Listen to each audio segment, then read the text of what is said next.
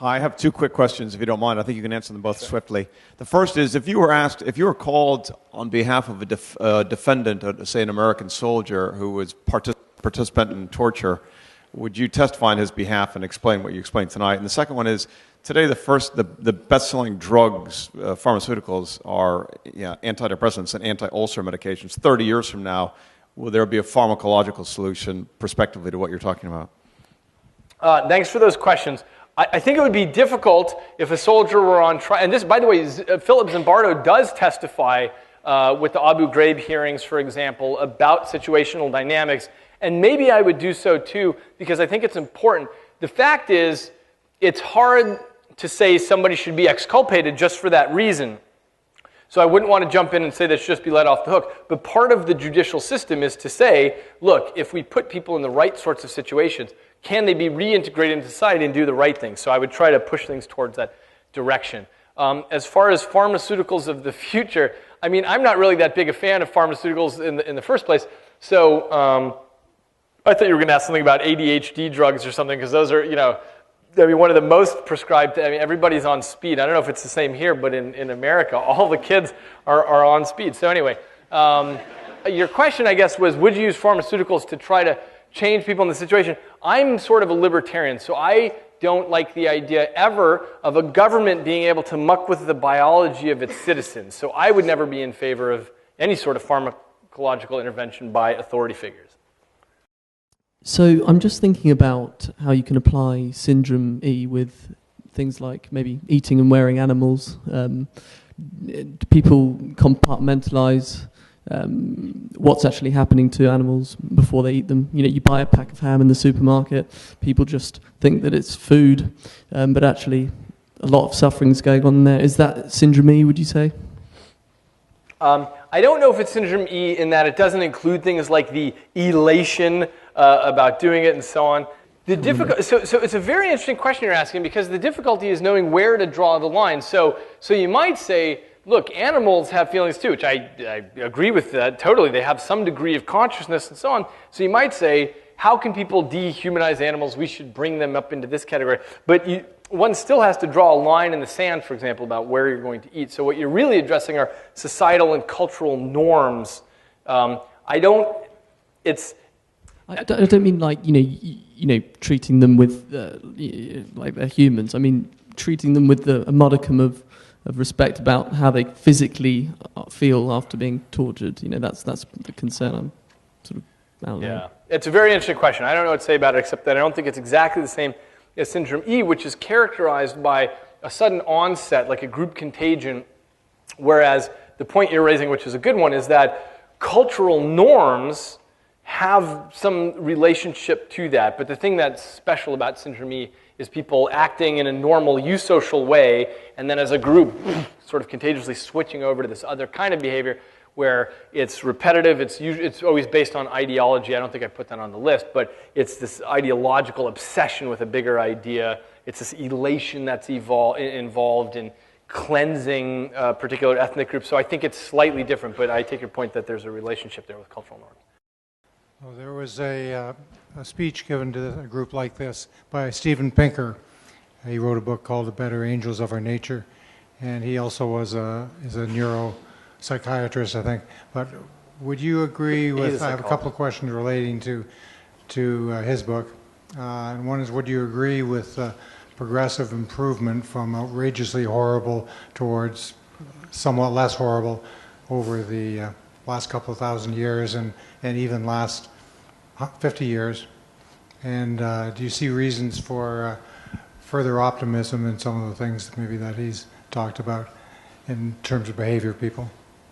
Thank you for that question. For those of you who haven't read Pinker's book, The Better Angels of Our Nature, he makes these statistical arguments about how if you lived in the 1500s, even though we tend to retrospectively romanticize things, in fact, it was awful. Your lifespan would be short, your education would be terrible, your probability of dying of disease or warfare was much higher.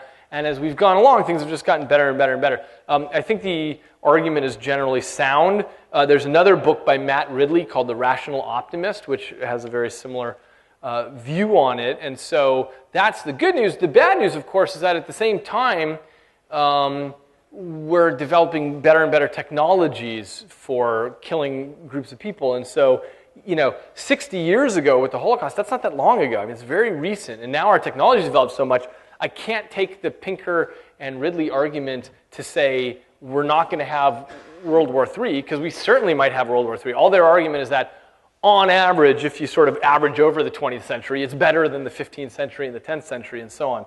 But the point is that we've got this countervening effect of worse bombs.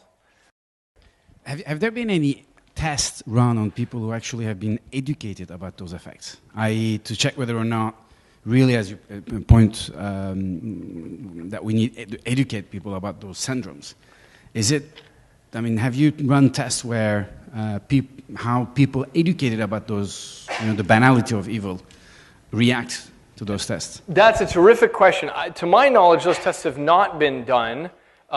Here's what happened. When Milgram ran these experiments in the 1960s, you didn't need institutional review board approval from the ethics community at your university the way that you do now. So he was able to pull these off. Now it would be essentially impossible to run those experiments. But I think it's a shame because, in answer to your point, I think we'd find that the compliance rate is much less now. Why? Because every psychology student reads about the Milgram experiment. And you get this very healthy skepticism about authority figures. So I think the fact that it's... Actually, I'm just curious, how many of you had heard of the Milgram experiment? Yes, that's great. I mean, that's exactly what you want, is for everybody to know about it. It's part of the social dialogue. And then, next time one's in that situation, you at least have an opportunity to say, wait a minute, I'm not going to go that direction. So the test hasn't been done, but I'm very optimistic about what the results would be. I have two questions. One is, can you apply this to behaviors that are less radical? So I'm hoping and imagining most people in this room haven't had to go through, haven't had these sorts of behaviors, but I suspect we all have behaviors, whether it's in personal life or in business, where you treat people in a way which is not nice, or if you take bullying and all these things in organizations. Can you apply this? And if you can, how do you help people change those behaviors? And the second question, a bit related to the one that was just asked, have you seen what effect this might have if you go and teach this to people in gangs in Chicago? How long does it take for the knowledge to alter the brain? And also, how long does it take to indoctrinate people to do these things? Okay, very good questions. As far as how long it takes to indoctrinate people, historically, when you look at things like what happened with the Germans or the Turks or the Japanese with the Nanking Massacre and so on, it's actually a slow process. You marinate in this political culture for years and years where you see them as the enemy, you blame them for your problems, you have different problems with some group of people. And so that seems to take a while to indoctrinate people. It's an interesting question because what we're doing with the gangs in Chicago isn't about educating about blind obedience to authority or something. Instead, it's just trying to stem violence by leveraging the things that we know about violence, like you'll do it in this social context, but you won't do it in this social context. One of the guys who works he works on the street with the high-risk youth, he was a former gang member himself, and he was just telling me, I was just in Chicago 2 days ago working on this, and he was saying how, he's got a nephew who's in prison who's very violent and aggressive, but the nephew will never act that way in front of him just because he respects him, because he's the older uncle and so on. So somehow the social context absolutely changes the program that you're running, and that's all we're trying to do is leverage that aspect to figure it out. We're actually trying a couple of other interventions too. One of them is just this issue about interrupting and reframing. So, some guy's car window gets broken, and he says, I'm going to go kill the guy who did it. And so the idea is you get up in his face and you say, look, if you go do that and you end up in jail, who's going to be with your girl? And so he sort of, thinks about it, makes him mad and whatever, but it's just a way of reframing the issue to try to help not act on impulses, but have more long-term decision-making. So there are various things we're doing there that's not based on, education. It's based on finding ways to leverage these things and get the emotional circuits back into gear, and so on. I hope there was another part to your question I think I might have forgotten by now. Oh, yeah. I don't know. I mean, the thing about something like Syndrome E is it's so different from the norm, and it's so horrific what people can do to each other that when somebody's just sort of acting badly in the workplace or communities, people are just a little bit mean or something, it's almost like it's a different thing. It's not that they've completely dehumanized the other to the extent that they can murder them. Thinking a little bit about what's going on in the world right now, I'm sure you're familiar with all the fun going on in Syria and whatnot. At a sort of more regional level, you have this issue between Shia and Sunni and Alawites. If you had a magic wand, access to all the leaders, is there anything you would do or say, knowing what you know, that could shift things even slightly?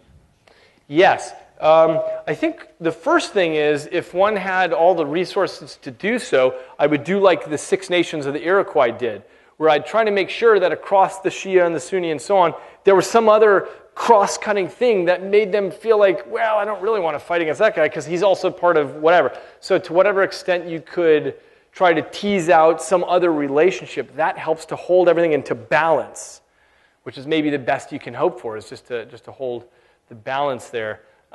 There might be other interventional strategies. I think that when when other countries say, if you respond with violence, we are going to impose sanctions on you, that's pretty similar to somebody in a gang whose grandmother says, if you do this violent act, I'm going to be really disappointed in you. Maybe it's sort of the same issue. Ostracism and so on plugs into very basic neural circuits. In fact, just as a quick side note, if you're in physical pain, I showed you there are particular areas that light up. It's the same if you're ostracized. Like if you're the last guy picked for the basketball team, those same areas light up. So anyway, that would be the best hope that I could think of. How do you explain the 35%? The 35% who did not go all the way up to 450 volts. Thank God there's that 35%. And those are the people we need to socially model, and those are the people who perhaps were raised in households where they were always asked to question authority. And, even though we talk about these terrible events, what happened in Nazi Germany and in Nanking and so on, even there were always people who hid Jews, who took Chinese and helped them, and so on. So thank goodness that those people exist. And our job really is to take that segment of the population and cultivate it and expand that. Thank you. Is psychopathic behavior capable of modification? Very sadly, it turns out that there is no rehabilitative strategy for psychopaths at this time. Just so everybody's clear, a psychopath is somebody who, because of differences in their brain that are measurable, they don't care about you, they're selfish and narcissistic, and they're trying to get what they want, and to them, you are a pawn on the chessboard, that they will go around. If they happen to be aggressive, they'll hurt you, things like that. It's a very worrisome 1% of the population. And I should just mention, by the way, just to be totally clear, psychopaths are totally different than what happens in Syndrome E, because Syndrome E is essentially otherwise normal people who, because of this group contagion, can go and do these incredible things. Psychopaths are sort of the individual examples of that. Everybody's been trying to come up with rehabilitative strategies, and so far, not only do they not work, but one of the strategies was to put psychopaths in group therapy, where they get to sit with the victim's family and so on like that. And it turns out that when there was a follow-up study, it turns out it caused them to reoffend more. It made them worse. And the reason is they listened to people in the group therapy, and they thought, oh, I didn't know that when I said this, you would respond like that. So they actually got better at what they were doing. It's a question about neuroimaging and its relevance to the problems that we're talking about, which basically relate to behavior. And I'm wondering what the application is, because we know that when people's behavior change, obviously you have activity in different parts of the brain, and we can do correlational studies which can highlight which areas are involved when the behavior changes. But how can those neuroimaging studies actually inform how we ought to go about behaving and developing programs to change behavior? So that's a great question. So let me give you an example of that. So I mentioned that what we were doing with the empathy studies was coming up with a neural measure of in-group, out-group differentiation. Now, if I asked you, hey, would you care if a person of another religion got stabbed in the hand? You might say, I love all my brethren equally, right? So what you tell me is not necessarily what's actually happening in your brain. And what this gives us is an objective way to quantify different narratives of saying, okay, here are narratives that we've pulled from around the world that are involved in propaganda and dehumanization. Here are narratives that are involved in rehumanization, and we can measure the effect of those without having to ask the person to make up a story about it, because people will lie about that. I'm not a neuroscientist or a psychologist. I'm a games programmer, and I was just wondering, we talked about dehumanization through interaction with human beings directly or indirectly. Now, you talked about Anders Breivik trying to dehumanize himself through computer games. Now, what is your opinion? How would it be that if a child is sort of playing lots of violent computer games, would this dehumanization transfer over to reality? Thank you for that very important question. People have been running studies on this for years now, and the results seem to be that there's no causal relationship between playing violent video games and acting more aggressive or becoming dehumanized in this case. There's a strong correlation, which is that people who are real aggressive jerks will often play these games, but if you play these 6 hours a day, it doesn't cause you to change anything that you are. So that's what seems to be the result, is there's no causative thing there. And actually, I'm not even sure that I believe, I mean, look, his statement was, I'm such a nice guy, everyone would describe me as caring and sympathetic. Bullshit. And then he says, and so I went through this dehumanization strategy, and for him it was the video games plus this meditation. But who knows the extent to which we can believe his own narrative on that, and whether the video games were a part of it in any meaningful way. I'm just wondering, in your view, where individual accountability lies on this spectrum, because I guess it's a basic tenet of socialization that we sort of restrain our everyday impulses to, get mad at people, hit people, rape and pillage, etc. So in giving a scientific basis to this, do you think we're not only diminishing responsibility, but, diminishing our expectations of people? We expect them to behave like sheep, then they're going to act like sheep. That's a very important question. The answer is no, it doesn't diminish individual responsibility at all. What it gives us is the tools to understand the systemic variables that cause situations like that. For better or worse, people who behave badly in Abu Ghraib prison or in any place else, they still do have to get punished for many reasons. Justice, it turns out, tries to accomplish many things at the same time. One of them is just slaking public bloodlust, setting up examples for the next people, and so on. So the people who commit these tortuous acts in prisons and so on have to get punished. But the importance of studying is not to let them off the hook. It's to try to prevent the next generation from doing it. Thank you very much. I'm going to be out in the lobby. I'll sign books. Thanks.